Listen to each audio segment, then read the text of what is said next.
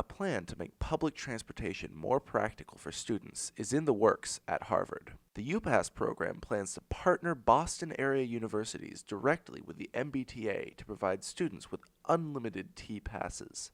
The UPass program has already been put into effect in cities across the country such as San Francisco, Chicago, and Milwaukee.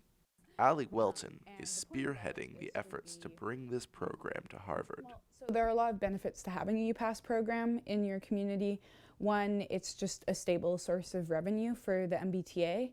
And in general, as we're young people at our universities looking forward to the future, we can see that we need to really be expanding public transit, investing in that system, and sort of creating a culture of lifelong ridership.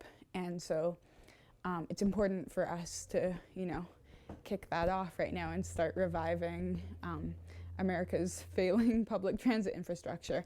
And it's also great for student life, Though it looks promising now, the program still may be months or even years away from being implemented.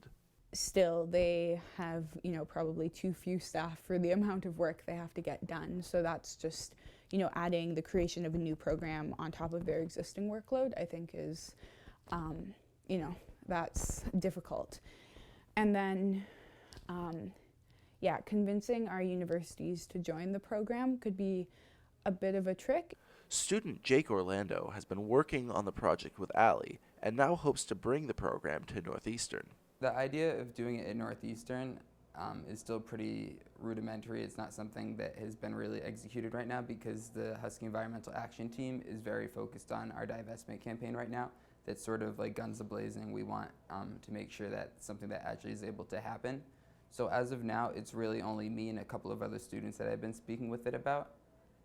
It's one of those things where you can really rally up and put all your energy into one thing at a time.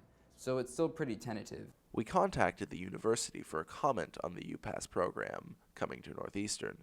They gave no word where the university stands on the subject. Supporters of the UPass call it a win-win for the universities as well as the city of Boston.